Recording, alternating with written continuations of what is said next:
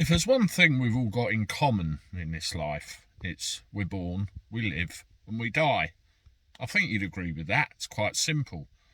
What we make of our life in between our birth and our death is entirely up to us, and it's a result of our breed, our upbringing, and the opportunities that present themselves, and how we deal with them on a regular basis. And every now and again you find an individual who suffers some kind of mental trauma, and they think that there is no hope, there is no chance, what's the point in carrying on? And all of a sudden they're found one day hanging on the end of a rope off a back door or a beam in a building. A tragic end for anybody in any walk of life.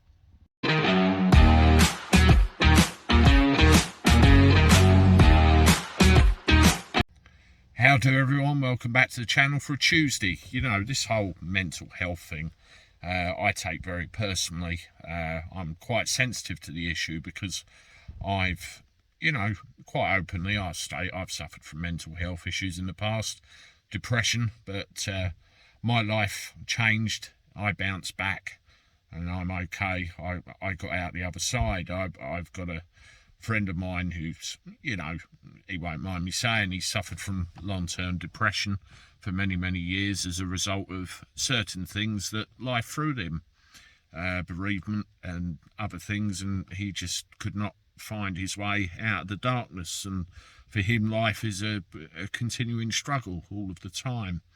And some people can't cope with it anymore and they want to end it all. Have a look at this story. It's very sad.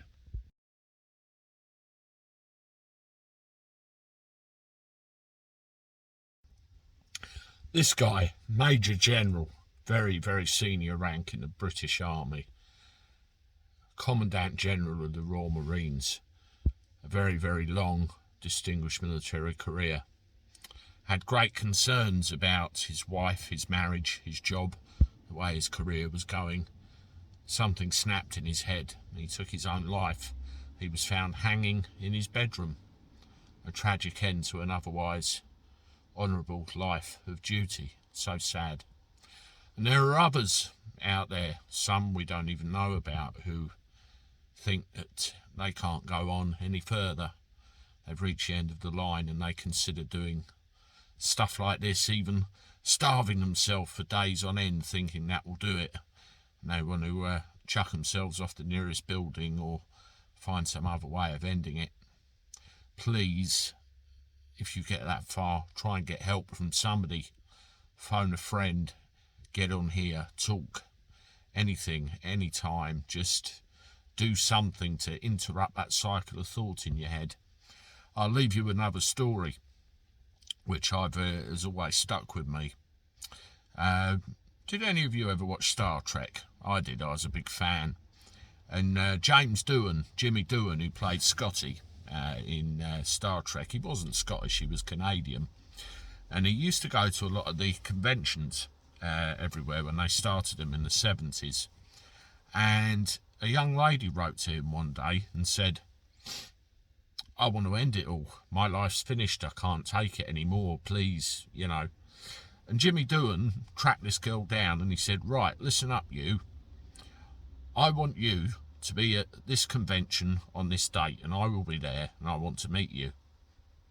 And lo and behold, she turned up. And then he said, right, there's going to be another convention on this date. I want you to turn up. She turned up to that one. And this, happened, and it interrupted that cycle of pain, this cycle of I want to give up. And then she disappeared, and he was concerned that something had befell her. She'd actually done what she was threatening to do in the first place, and he got a letter from her one day.